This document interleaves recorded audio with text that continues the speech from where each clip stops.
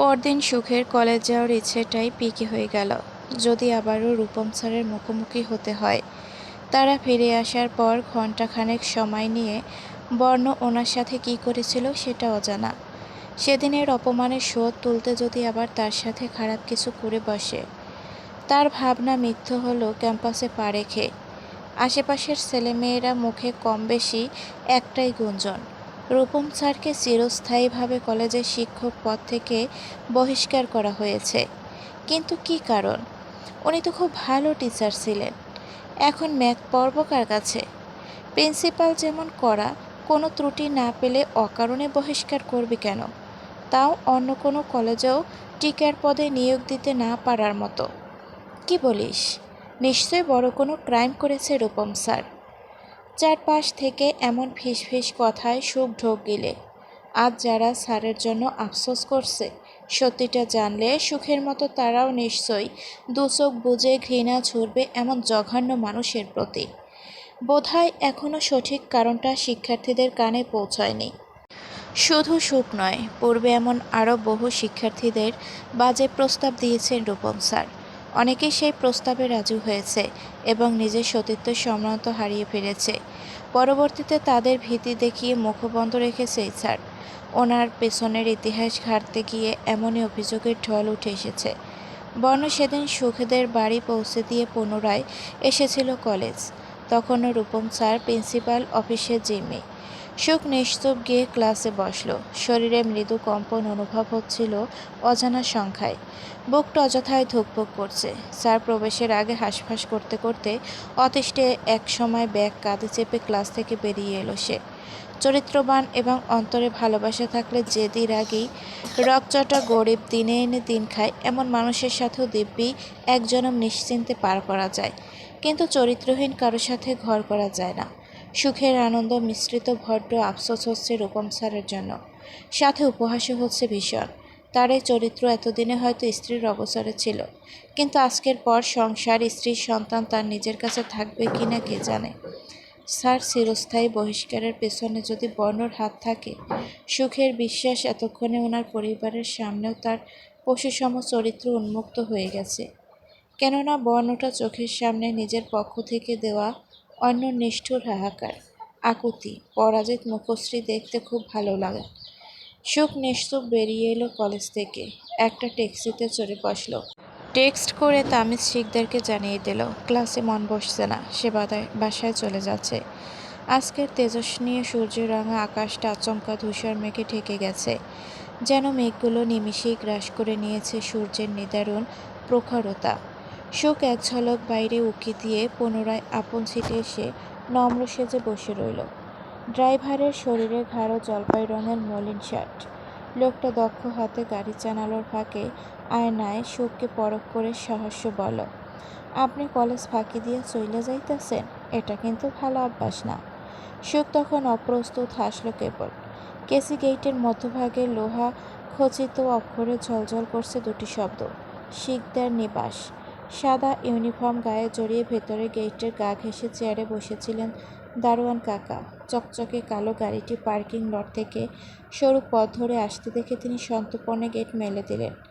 Front সিটের জানালার কাচ ধীরে ধীরে নিচে নেমে যেতেই বর্ণর গম্ভীর আভিজাত্যর মুড়ানো সুশ্রী লক্ষ্য করা যায়। সিটে হেলান দিয়ে আছে, চোখে ব্ল্যাক সানগ্লাস। ড্রাইভিং সিটে আছে মাহির, তার সম্পূর্ণ মনোযোগ আপাতত সামনে। ঢাকার উদ্দেশ্যে পাড়ি দিচ্ছে তারা। আসফিয়ান বর্ণ রেকর্ডিং আছে। আইজা জিজ্ঞেস করায় বলেছে 6 দিনের বেশি সময় লাগবে ফিরতে। সুখ ট্যাক্সির ভাড়া মিটিয়ে দিয়ে সেখানে দাঁড়িয়েই ভুরু গুটিয়ে অপলক চেয়ে রইল তার যাওয়ার পথে। এক পলক দেখতে পেয়েছে বর্ণকে, কোথায় যাচ্ছে কে জানে। সুখকে অসময়ে ফিরতে দেখে দারোয়ান কাকা চিন্তিত মুখে তাকিয়ে রইলেন। সদস্য সংখ্যার তুলনায় শিকদার বাড়িটি বিশাল। কারণ জানতে চাওয়ায় আজাদ শিকদার বলে দিয়েছে ভবিষ্যতে বাড়ির একতলা বর্ণ পাবে, একতলা অভ্র, একতলা 3 মেয়ের বিয়ের পর শ্বশুরবাড়ি থেকে ফিরলে তাদের দেওয়া হবে, একতলা তামিজ এবং আজাদ দুলাভাইয়ের জন্য, এবং বাকিটা কালেভ্রে বাড়িতে অতিথি আসলে তাদের জন্য। আপাতত গ্রাউন্ড ফ্লোরে তারা 2 ভাই এবং হানিফা বেগম আছেন। মাঝের 3 তলা এখনও খালি। 5th ফ্লোরে খুদে সদস্যরা থাকে, কেননা তারপরেই ছাদ। তাদের আবার কারণে অকারণে ছাদে গিয়ে বসতে হয়। সুখের ক্লান্তিতে সিঁড়ি বেয়ে উঠতে ইচ্ছে করছে না, পা দুটো যেন কাঁপছে অযথায়। সে হেলে দুলে রুবাইয়াতের রুমে গিয়ে কাঁধের ব্যাগসহ বেডে গায়ে এলিয়ে দিল। মনটা তার অশান্ত, সমুদ্রের ন্যায় উথাল পাথাল। অসময়ে ফিরলে যে আজ। কোনো সমস্যা হয়েছে আম্মা?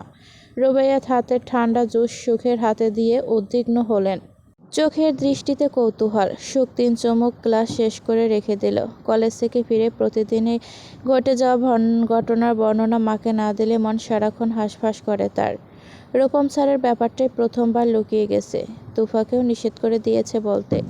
সুখ কারণ উল্লেখ না করে শুধু জানালো আজ রূপম স্যারকে চিরস্থায়ী বহিষ্কার করা হয়েছে কলেজ থেকে। অন্য কোনো কলেজেও যাতে টিচার হয়ে যেতে না পারে তেমন ব্যবস্থা করেছে কর্তৃপক্ষ। রুবাইয়াত চিন্তিত হলেন, সন্দেহ করলেন, নিশ্চয় বড় কোনো অপরাধ করেছেন, যার শাস্তি ভোগ করতে হলো।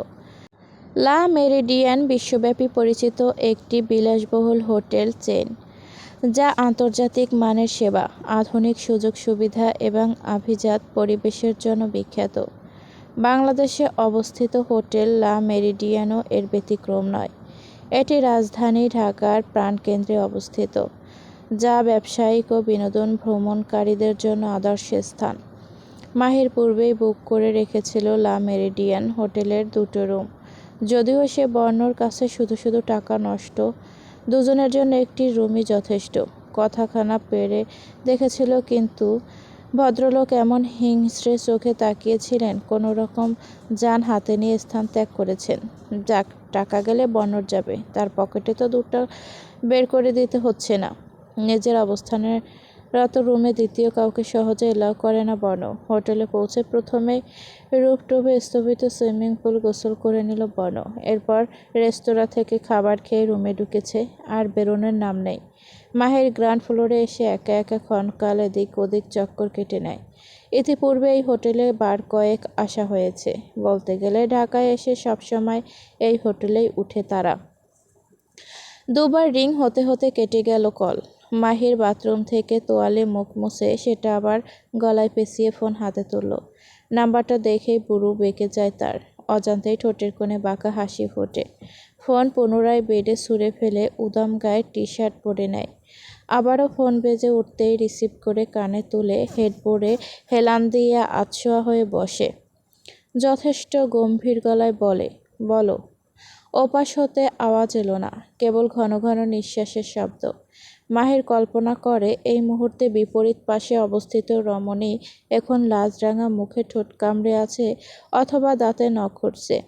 কি বলে কথা শুরু করবে ভেবে না পেয়ে কণ্ঠস্বর তালগোল পাকিয়ে ফেলেছে। মাহির সরু কণ্ঠে বলল, নিঃশ্বাসের শব্দ শুনতেই কি কল করা হচ্ছে বারবার? মাহির ভাই, শুনছি। মামি জানতে চেয়েছে আপনারা পৌঁছে গেছেন কি না। হ্যাঁ, আন্টির সাথে এইমাত্র কথা হলো।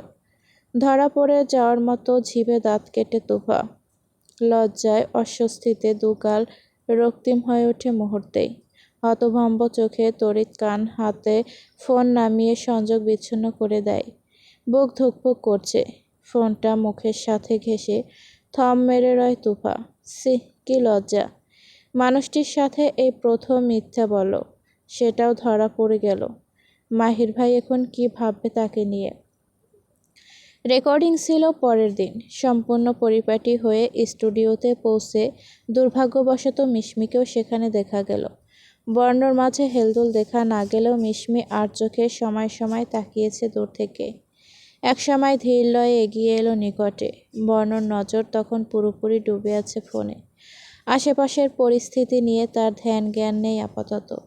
সুগভীর চোখ অপলক বিচরণ করছে মোবাইলের কালো পর্দায়। ফোনের স্ক্রিন ডার্ক মোডে আছে। বরাবরের মতো গলায় সেটে আছে হেডফোনটি। রেকর্ডিং কক্ষ থেকে খানিক আগেই বেরিয়েছে সে। মিশমি আশেপাশে তাকায়। কাছের দেয়ালের ওপাশে আনাগোনা রয়েছে অনেকজনের। কাজের সূত্রে সবাই তাদের পরিচিত। কানের পিছে হাত ঘষে মিশমি গলা খাকারি দিয়ে বর্ণর অ্যাটেনশন পেতে চাইল, অথচ বর্ণর মাঝে বিন্দুমাত্র প্রতিক্রিয়া দেখা গেল না। তার এই নির্বিকার চরিত্রের সাথে অনেকেই বেশ ভালোভাবেই পরিচিত। মিশমি তাদের মাঝে একজন। চাপা শ্বাস ছেড়ে মৃদু গলায় বলল মিশমি, তোমাকে কিছু বলতে চাই, একটু শুনবে বর্ণ? চোখ তুলেও তাকানোর প্রয়োজন বোধ মনে করল না বর্ণ। সে ছাড়া এক হাত দূরত্বের ব্যবধানে যে মিশমি নামের কোনো অস্তিত্ব আছে তা যেন বর্ণর ধ্যানের বাইরে। অপমানে মুখ কুঁচকে আসে মিশমির। মাথার মেজাজ ধপধপ করে উঠলেও নিজেকে সংযত করে নিল। দাঁতে দাঁত নিষ্পষিত করে ক্ষণকাল চেয়ে থেকে পরপরই কণ্ঠে অপরাধ বোধ ঢেলে বলে উঠল, সরি বর্ণ, আই রিগ্রেট মাই অ্যাকশন। দেন শক্ত চোয়ালে ফট করে এক ঝলক রক্তিম চোখে তাকিয়ে পুনরায় নজর ফোনে আবদ্ধ করল বর্ণ। ওই ধূসর মণি চোখের রক্তিম চাহনিতে মিশমি থমথম খেয়ে গেল। সরি বলে বর্ণর সাথে সম্পর্কটা ঠিক করতে এসেছিল, কিন্তু মনে হয় না বর্ণ তার সাথে কথা বলতে ইচ্ছুক। পার্স আঁকড়ে ধরা হাত শক্ত হয়ে আসে মিশমির। অপমানে মুখের রং বিবর্ণ হয়ে ওঠে। হাত বাড়িয়ে কিছু বলতে নিলেই পুনরায় মুখ তুলল বর্ণ। হিংস্র কণ্ঠে বলে উঠল তখনই, আউট। থমথমে মুখশ্রীতে পা উল্টো চালিয়ে সামনে হাঁটা ধরল মিশমি। রাগের তোড়ে চোখে পথই যেন দেখতে পাচ্ছে না স্পষ্ট। এই বর্ণর জন্যই সে আজও মিডিয়ার কাছে হাসির পাত্র। এত এত অপমান, অপদস্থ সহজে ভুলে যায় কেউ? মিশমির রাতে ঘুম হয় না আজও। চোখ বুঝলেই যেন কেউ কানের কাছে এসে ফিসফিস করে, পৃথিবীর সামনে এতটা অপদস্থ হয়ে এখনও তুই নিশ্চুপ আছিস? রাগ ক্ষোভ নেই তোর মাঝে? কক্ষটি অন্ধকার, আধারে ঢাকা। কক্ষে সাদা চাদরে মোড়ানো বেডে উল্টো ঘুরে ঘুমে বিভোর হয়ে আছে টকবগে যুবক। জিম করা ফর্সা মসৃণ প্রশস্ত পিঠ উন্মুক্ত, পা দুটো বেড হতে কিঞ্চিত বেরিয়ে গেছে। মাথায় ঠেকানো বালিশ দুহাতে জড়িয়ে আবেশে নিদ্রায় তলিয়ে। বাতাসের দাপটে জানালার বাদামি পর্দারা নেমে উঠেছে ক্ষণে ক্ষণে। হঠাৎ ক্যাস ক্যাস করে কাচের দরজা খুলে গেল। কালো শাড়ি পরিহিত এক অপূর্ব রূপের অধিকারিণী প্রবেশ ঘটল রুমে।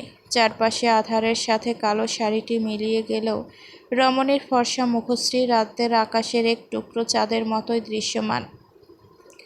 বর্ণর ঘুম হালকা হয়ে আসে। চোখ না মেলেও বুঝে গেল এটা কি হতে পারে? বোবা ফুল পারমিশন না নিয়ে মাঝরাতে একটি পুরুষের রুমে ঢুকে পড়েছে। এর শাস্তি কতটা ভয়াবহ হতে পারে মেয়েটার কোনো আইডিয়া আছে আদৌ? সুখ নিঃশব্দে পা ফেলে ধীর পায়ে বেডের নিকটে এগিয়ে আসে। ঠোঁটে লাজুক হাসি, কাজল চোখে ভয়, হাতে তার টকবকে লাল গোলাপ। ফর্সা পিঠে গোলাপের পাপড়ির শীতল ছোঁয়া পেয়ে ডোক গিলে বর্ণ। কি হচ্ছে এসব? সুখ নিঃশব্দে তার মাথার পাশে এসে বসেছে। ঘোর লাগা দৃষ্টিতে অপলক তাকিয়ে আনমনেই হাতে থাকা গোলাপের রাজত্ব চালাচ্ছে বর্ণর উন্মুক্ত পিঠে। আচমকা বর্ণ ঘুরে গেল তার দিকে, ঘুমের ভান ধরে পড়ে রয়। সুখের দৃষ্টি বর্ণর ঘুমন্ত কোমল মুখ খুঁটিয়ে দেখতে ব্যস্ত হয়ে পড়ে। গোলাপটি থুতনিতে ঠেকিয়ে নিঃশব্দ চোখে আস্তে আস্তে এগিয়ে আসে বর্ণর চিরুটে পোড়া ঠোঁটের দিকে। হৃদস্পন্দন ছুটছে বর্ণর। এসিতেও ধরপড়িয়ে ঘামছে কপাল, গলা শুকিয়ে আসছে ক্রমশ। ফট করে চোখ মেলল বর্ণ। ধরপড়িয়ে শোয়া থেকে উঠে গেল অবিলম্বে। শুষ্ক ডোক উদ্ভন্ত্রের মতো আশেপাশে নজর ছিটিয়ে পরখ করে নিল। বোবা ফুল কোথায়? আশেপাশে তো কেউ নেই। পরপরই প্রলম্বিত শ্বাস বুকের বাঁ পাশে হাত ঘষল। হৃদয় দিগ্নিদিগ ছুটছে এখনো। বর্ণ বিড়বিড় করে, অভিমানে চুপটি করে দূরে সরে থাকলেও রোজ নিয়ম করে স্বপ্নে এসে ঠিকই আমার কঠোর হৃদয় এলোমেলো করে দিয়ে যাচ্ছিস তুই বোবা ফুল। হোয়াটস রং উইথ মি? কি হচ্ছে এসব? চোখ বুঝলে চোখ মেলে যেদিকেই তাকাই শুধু তোকেই কেন দেখতে পাই? তোর প্রতি ইনফ্যাক্ট কোনো নারীর প্রতিই তো আমার কোনো ফিলিংস, কোনো অনুভূতি কাজ করে না। এতদিন তাই জেনে এসেছি, তবে আজ নিয়মের বহির্ভূত হয়ে এই অনুভূতি শূন্য হৃদয়টা তোর কথাতে এত ছটফট কেন করে? হোয়াই? বর্ণ 6 দিন পর ফিরবে বললেও 15 দিন পেরিয়ে যাওয়ার পরেও লাপাত্তা। যদিও রোজ আইজে এবং হানিফা বেগম করে খবর নিয়েছে মাহিরের কাছে। বাড়ির ভেতরে মা দাদুকে কদর করলেও বাহিরে তাদের ঘন ঘন কল বরদাস্ত করে না বর্ণ। তাই মাহিরকেই জ্বালাতে হয়। আজ বর্ণ ফিরবে, হয়তো এক্ষুনি। তুফা এবং সুখ গার্ডেনে বসে আছে। ক্ষণে ক্ষণে মেইন গেটের দিকে দৃষ্টিপাত করছে। কখন বর্ণর গাড়ি ঢুকবে, কখন তারা ছুটে যাবে। সুখ ভয়ে অথবা উত্তেজনায় কাঁপছে থরথর। তুফা হাতে হাত রেখে অবাই বাণী দিচ্ছে। সুখ জিভ দিয়ে ঠোঁট ভিজিয়ে গুটিসুটি মেরে বসে রয়। টিভির পর্দায় ভাসমান নিউজের দৃশ্য ভাসছে চোখের তারায়। যতবার ভাসছে ততবারই যেন গলা শুকিয়ে আসছে। বর্ণ গাড়ি থেকে নামতেই তুফা ছুটে গেল কাল বিলম্ব না করে। সুখ খানিক দূরেই দাঁড়িয়ে রইল, নিকটে সে যাবে না। বর্ণ চোখের সানগ্লাস হাতে নিয়ে বুড়ো বাঁকিয়ে প্রথমে চাইল দূরের শঙ্কিত অবয়বে দণ্ডায়মান সুখের দিকে। চলো। তীক্ষ্ণ চোখজোড়া পরপর ঘুরালো তুফা আতঙ্কিত মুখে। চোখের ইশারায় প্রশ্ন করে পাথর খচিত আরামদায়ক পথে বুট জুতোর আঘাত হেনে সামনে পা বাড়ায়। তুফাও পাশাপাশি হেঁটে বলল, রূপম স্যার? কে? থমথমে মুখে থেমে গেল তুফা। হতভম্ব চোখে তৎক্ষণাৎ চাইল সুখের দিকে। কথা শুরুর পূর্বে চিনতেই যদি অস্বীকার করে দেয়, তবে বলবে কি? বর্ণর পদযুগল থামল। এখন তারা সুখের পাশাপাশি। সে নির্বিকার ভঙ্গিতে গম্ভীর গলায় একবার বলল, কথা শেষ কর। সুখ তুফা পরস্পরের মুখ চাওয়াচাওয়ি করে। কম্পিত স্বরে তুফা বলে, বুকে ছুরি চালিয়ে রূপম স্যারের কলিজাটা কেউ ছিনিয়ে নিয়ে তার লাশ পার্সেল করে কেউ তাদেরই বাড়িতে পাঠিয়েছে। নিউজ দেখাচ্ছে। এতদিন লাগে ফিরতে? কি এমন গুরুত্বপূর্ণ কাজ ছিল? বাড়ির বাইরে রাত কাটাতে কাটাতে এখন আর ঘরমুখী হতে ইচ্ছে করে না। আইজা নাফিজা বেগমের পক্ষ থেকে একের পর এক এমন ধরনের সব প্রশ্ন ধেয়ে আসছিল বর্ণর দিকে। ড্রয়িং রুমে বসে ক্ষণকাল তাদের আপ্যায়নের সাথে সাথে কথাগুলো হজম করে নিল বর্ণ। ঠোঁটে ঠোঁট চেপে নির্বিকার চোখ মেঝেতে স্থাপিত করে এক ধ্যানে শুনেছে সব। অতঃপর মাহিরকে কিছু একটা ইশারা করে গটগট পায়ে চলে গেল সিঁড়ি বেয়ে। মাহির হাসল চমৎকার। চোখের কোণে সতর্ক মস্তিষ্কে আশেপাশে পরখ করে নিল একবার। ওই তো খানিক দূরে স্টাডি রুম থেকে ক্ষণে ক্ষণে তুফার চোরা দৃষ্টি নজরে আসছে। মাহির মনে মনে হাসল। নড়েচড়ে বসে হানিফা বেগমের উদ্দেশ্যে বলল আময়িক স্বরে, জি দাদু, যা বলার আমাকে বলুন। বস এখন রেস্ট নিবে। তোরে আর কি বলবো রে বেটা, যে আসল সে তো বুড়ো আঙুল দেখাইয়া চইলা গেল। হানিফা বেগম বিক্ষিপ্ত মেজাজে খ্যাক খ্যাক করে উঠলেন তাকে। মাহির ঠোঁট চোকা করে মাথার পেছনে হাত বুলায়। এক পয়েন্ট ধরে বৃদ্ধের অতিরিক্ত কথায় তারই তো মাঝে মাঝে কানে তালা পড়ে যাওয়ার জো হয়। সেখানে বর্ণ আজকাল নিয়মের চেয়ে দু অক্ষর কথা বললেই নাকের ডগায় রাগ নিয়ে অজগরের ন্যায় ফোঁস করে অতিষ্ঠে। চোখের চাহনিতে ভস্ম করে দিতে চায়। সে ব্যক্তি পুরো 10 মিনিট মানে 600 সেকেন্ড নিশ্চুপ মনে শুনেছে সকল অভিযোগ। এটাই তো ভাগ্য। সুখের ব্যালকনিতে একটা বিন ব্যাগ আছে। বর্ণর রুম থেকে অগোচরে নিয়ে এসেছিল বহুদিন আগে। পরবর্তীতে বর্ণ আর তল্লাশি করেনি, তাই সেও ফিরিয়ে দেয়নি। তাই ব্যাগে বসে থাকতে ভালো লাগে সুখের। যথেষ্ট কোনো কারণ নেই। দিনের প্রায় সময় এখানে বসেই কাটায় সুখ। আজও ব্যতিক্রম হয়নি। হাঁটু তুলে আকৃতির বসে পুনরায় দু হাতে হাঁটু জড়িয়ে চুপচাপ বসে আছে। ফ্যাকাশে মুখ, মন মস্তিষ্ক আশেপাশে নেই যেন। অন্যমনস্ক হয়ে আছে। তদন্তে থাকা পুলিশকে রূপম স্যারের পরিবার জানিয়েছে চিরতরে শিক্ষকতা হারিয়ে ভেঙে পড়েছিল রূপম। ওনার ঘরের স্ত্রী ও সন্তানদের নিয়ে বাপের বাড়ি চলে গেছেন। অবশ্য সঠিক কারণটা রূপম স্যারের পরিবারের কেউ উল্লেখ করেননি এখনও। এরপর কয়েকদিন চুপচাপ বাড়ির এক কোণে পড়ে থাকতেন তিনি। 5 দিনের মাথায় হঠাৎ ভোররাতে বাড়ি থেকে বৃদ্ধা মা বাবাকে অবগত না করেই বেরিয়ে যান রূপম। সেদিন আর ফিরে আসেননি। তারাও সেসব আমলে নেয়নি। কিন্তু তার 4 দিন পেরিয়ে যাওয়ার পর ওনারা চিন্তিত হলেন। এভাবে না বলে উধাও হয়ে গেল তাদের ছেলে। প্রায় 9 দিন অতিবাহিত হওয়ার পরই বাড়িতে বেল বাজে, কিন্তু দরজার ওপাশে কেউ ছিল না। কেবল 6 ফুটের বেশি দৈর্ঘ্যের একটা পার্সেল ছিল। আর সেখানেই রূপমের লাশ। বেশ রহস্যজনকভাবে খুন করা হয়েছে তাকে। পুরো শরীরে আঘাতের চিহ্ন নেই, কিন্তু বুকের বাঁ পাশে যেখানে হৃদযন্ত্রের বসবাস, সেখানে রক্তে রঞ্জিত, ফাঁকা। কলিজা ছিঁড়ে খুঁড়ে খবলে বের করে নিয়েছে কিলার। সুখের ওই বীভৎস দৃশ্য চোখের তারায় ভাসছে, চোখ বুজে হাঁটুর জামা খামচে ধরে। শরীর কেঁপে উঠল পুনর্বার। মনে প্রশ্ন উকি দেয়, এই নৃশংস মৃত্যু কোথাও না কোথাও সে জড়িয়ে নেই তো? পরক্ষণে আবার মনে হয় শুধু শুধু সে কেন হবে, হয়তো স্যারের খুব আপন কোনো শত্রু মনের খোয়াইশ মিটিয়েছে। যা চরিত্র, মৃত্যুর কারণ যদি এই চরিত্রহীনতার জন্য হয়ে থাকে, একদম উচিত হয়েছে। গিটারের টুংটাং আওয়াজে চোখ শীতল হয় সুখের, সজাগ হয় কান। পরপরই কানে হাত চেপে চোখ বুঝে নেয় সে। বর্ণর ব্যালকনি তার ডান পাশেই। সেখান থেকে ভেসে আসা সুরেলা কণ্ঠ। গিটারের আওয়াজ যেন চৌম্বকের মতো টানছে তাকে। সে নিজেকে দামিয়ে নেয়। আগে এই সুর কর্ণকৌঠরে পৌঁছাতে সব কাজ সেরে সুরে সে ছুটে যেত বর্ণর কাছে। এখন আর যায় না। প্রথম প্রথম খুব ছটফট করতো ভেতর বাহির, মন চাইতো ছুটে যেতে, কিন্তু সুখ আবেশে চোখ বুঝে নেয়। বর্ণর সুমধুর গানের গলা ভেসে আসছে বাতাসের সাথে। এত সুন্দর কেন পুরুষটির কণ্ঠস্বর, এমন হৃদয় দোলানো কণ্ঠ পৃথিবীতে দুবার শোনেনি। সুখের চারপাশ অন্ধকার নেমে আসছে ধীরে ধীরে। দূরে অথচ খুব নিকট হতে ভেসে আসা বর্ণর গান যেন তার মাথায় হাত বুলিয়ে ঘুম পড়িয়ে দিচ্ছিল। এক সময় গভীর নিদ্রায় তলিয়ে যায় রমণী। পরপর টুংটাং মেসেজ এলো ফোনে। হানিফা বেগম চোখ কুঁচকে আশেপাশে তাকায়। অভ্র টি টেবিলে ফোন রেখে আইজার রুমে গিয়েছিল বোধহয়। ছোটদের মতো মায়ের গলা জড়িয়ে ধরে আছে। কানের কাছে আবদার রাখছে আদুরে গলায়, আম্মু টাকা দাও। কল এলো আবার। ভাইব্রেশন থাকায় কাছের টেবিল কম্পিত হচ্ছে। এক পলক আইজার কক্ষের দিকে চেয়ে অভ্রকে বের হতে না দেখে সন্তর্পণ হাত বাড়িয়ে ফোন হাতে তুলে নিলেন হানিফা বেগম। ইংলিশ অক্ষরে লেখা নামটি পড়তে অক্ষম হলেও কল রিসিভ করে কানে তুললেন। সে সময় তুফা এসে পাশে বসলো। কপালে ভাঁজ ফেলল মেয়েটা। অভ্রর না ফোনটা? অনুমতি ছাড়া তুমি রিসিভ করছো কেন নানু? ও কোথায়? হানিফা বেগম ঠোঁটে আঙুল চেপে তাকে চুপ হতে বলল। তুফার কুঞ্চিত কপাল আরও কুঁচকে আসে। করতে কি চাইছে নানু?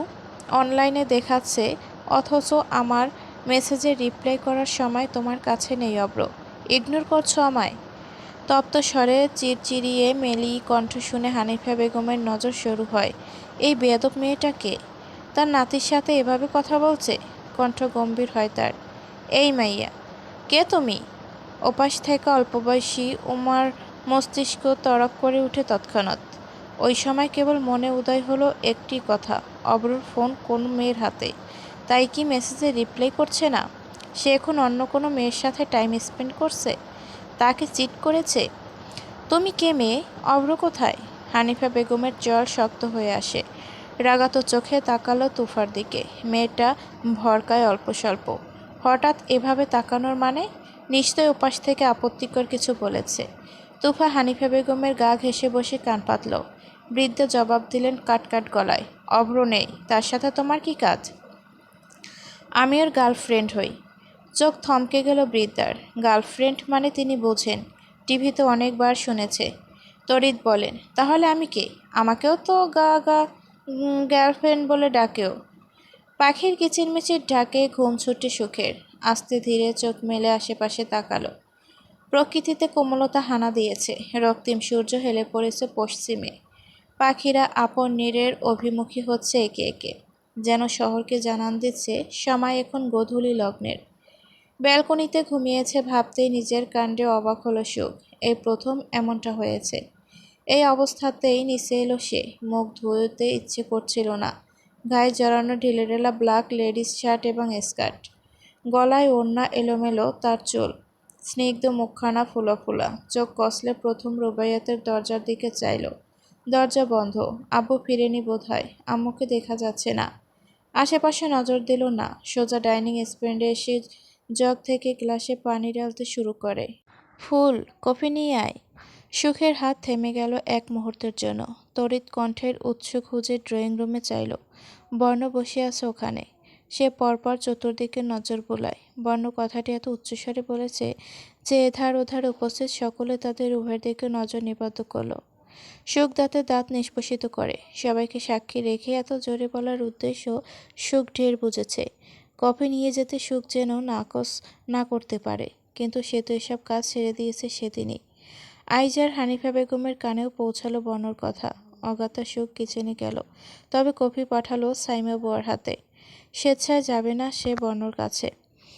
মিনিটের মাথায় বুয়া ফিরে এলো, হাতে কফির মগ দেখে সুখ প্রশ্নতীত চোখে তাকায়। বুয়া বলো, মুখ কোচ করে, আপনারে নিয়ে যাইতে কইছে আম্মা। অন্যত্র নজর নিক্ষেপ করে সুখ। মেজাজ তপ্ত হয়ে আসছে ক্রমশ। কি চাইছে বর্ণ? সে দৃঢ় চোখে আইজের দিকে চাইল, যেন চোখের ইশারায় বলেছে, তোমার ছেলের এটা কেমন ব্যবহার? ভদ্রমহিলা ফ্যাকাশে মুখে তাকান, সুখকে বলেন বোঝানোর স্বরে, কতদিন পর ছেলেটা ফিরেছে, তুই নিয়ে যা না মা। আগে তো বলার প্রয়োজনও হতো না, এখন এমন করছিস কেন? সুখ কফির মগ এমনভাবে ধরল যেন গুড়িয়ে ফেলতে পারলে শান্তি লাগতো। বনর কাছাকাছি পৌঁছাতে আচমকা উঠে দাঁড়ালো সে। ফোনে নজর ডুবিয়ে সদর দরজা দিয়ে এগিয়ে গেল নিজ ধ্যানে। সুখ থ মেরে রয় অল্পক্ষণ, অতঃপর ফোঁস করে শ্বাস ছেড়ে তার পিছু পিছু গেল। বর্ণ হাঁটতে হাঁটতে গার্ডেনে চলে এসেছে। পেছন থেকে তুড়ি বাজিয়ে কফির মগে টাং টাং আওয়াজ করে বর্ণর মনোযোগ পেতে চাইল সুখ। কিন্তু আফসোস, পুরুষটি একবারের জন্য ফিরে তাকায়নি। শান্ত প্রকৃতির সুখ ধীরে ধীরে মেজাজ হারাচ্ছে। বর্ণ নিশ্চয়ই কানে কালা না, তবুও কেন তার উপস্থিতি শুনতে পাচ্ছে না, নাকি টের পেয়েও নির্বিকার। বর্ণ আচমকা পিছু করল। এক ঝলক সুখের গম্ভীর মুখশ্রী এবং হাতে কফির মগ পরক করে বোধহয় অগোচরে হাসল। সুখকে জ্বালাতে ইচ্ছে করেই বলল বুড়ো কুটিয়ে, আমার পিছু নিয়েছিস কেন? রাগের তোড়ে সুখের নিঃশ্বাস ভারী হয়। চোয়াল শক্ত করে কঠোর দৃষ্টি অন্যত্র ফিরিয়ে রাখে। টু শব্দটিও করল না। বর্ণ ফের বলল ঠোঁট চোকা করে, কফি নিয়ে এসেছিস? আমি কি একবারে বলেছি এমন কিছু? চোখ কুঁচকে সরু দৃষ্টিতে তার দিকে চাইল সুখ। বর্ণ তার দৃষ্টি অবলোকন করে বলল, অ্যাকচুয়ালি মনে পড়ছে না। পরপরই শ্বাস ছেড়ে বলে, এনেছিস যখন টেস্ট করে দেখাই যায়, দে। ঠোঁটের কোণে সূক্ষ্ম হাসির রেখা টেনে সুখ কফির মগ উপরে তুলে বাড়িয়ে দেওয়ার ফাঁকে হঠাৎ বর্ণর ধূসর মনের চোখে নিজের কালো মণিজোড়ে স্থির করল। এক পলের জন্য উভয়ের চিত্ত কেঁপে উঠেছিল কি সে সময়। বর্ণ এক কদম পিছিয়ে চোখ পাকিয়ে তাকালো সুখের দিকে। তার চোখে বিস্ময় কিনা ঠাহর করা মুশকিল, কিন্তু ব্যাপারটা তার কল্পনাতীত ছিল। মগ চোখের সামনে তুলে কফিগুলো সর্তপনের নিচে ঢেলে দিচ্ছে সুখ। চোখের দৃষ্টি বিক্ষিপ্ত অথচ শান্ত দিঘির মতো, যার গহীনে লুকায়িত কত অব্যাহত কথার ফুলচুরি। বর্ণ কি কোনোদিন তা পড়তে সক্ষম হবে? হয়তো হ্যাঁ, হয়তোবা কখনো না। শোন, এই ডাক সুখ পরোয়া করলে তো। পা উল্টো চালিয়ে সে নিঃশব্দে এগিয়ে গেল সামনে। মেজাজ এখনো ক্ষিপ্র। পিছু হতে বর্ণ ফের গলা উঁচিয়ে ডাক দেয়, শুনে তো যা। অজান্তেই থেমে যায় সুখের পদযুগল। পা দুটো যেন এক পলের জন্য অদৃশ্য শিকলবন্দি হয়ে গেছে। সে চেয়েও কদম বাড়াতে পারেনি। দাঁতে দাঁত নিষ্পেষিত করে পাথর অনুরূপ শক্ত চোয়ালে জ্বলন্ত দৃষ্টি মেলে পিছু ঘুরে ধীর স্থির। পকেটে এক হাত পুরে বর্ণ নিজ পদক্ষেপে কয়েক ধাপ এগিয়ে এলো। এলোমেলো সিল্কি চুল কিছু কিছু কপালে এসে হামলে পড়ছে যেমন। নিম্নষ্ট কামড়ে ধরে চোখ উচকে সুখে উপর নিচ পর্যবেক্ষণ করে সুগভীর দৃষ্টিতে। হালকা গোলাপরাঙা পাতলা অধর, সরু নাকের পাটাতন, ক্ষণে ক্ষণে ফোঁস-ফোঁস শ্বাস টানছে। ঘন পাপড়িযুক্ত দীঘল কালো আঁখি, যাতে এখন উপচে পড়া অসন্তোষ। ঝরঝরে কালো চুল বাতাসে উঠছে এলোপাথারি। বর্ণ ঠোঁট বাঁকিয়ে মৃদু হাসল বোধহয়। আরও কদম দুয়েক সামনে বাড়ায়। দুজন প্রায় মুখোমুখি, ব্যাস এক হাত সমদূরত্ব। সুখের সুস্মৃতির রাগ, ক্ষোভ, অসন্তোষ যা ছিল নিমেষেই ফেরার হয়ে গেল সব। বর্ণকে এতটা কাছাকাছি দেখে হৃদয় অস্থিরতা হানা দেয় মুহূর্তে। হাঁসফাঁস করে ওঠে রমণী, কিন্তু সেটা বর্ণকে টের পেতে দিল না। দু হাত মুঠো পাকিয়ে কঠোর হয়ে দাঁড়িয়ে রইল যথাস্থানে। বর্ণ আনমনোযোগী ভঙ্গিমায় কপাল আশ্রে আসা চুল পেছনে ঠেলে দিয়ে আচমকা চোখে চোখ রাখে সুখের। নেত্রদ্বয় ক্ষুদ্র ক্ষুদ্র করে বলল ঠোঁট বাঁকিয়ে, রাগলে তোকে খুব একটা মন্দ দেখায় না। That's good.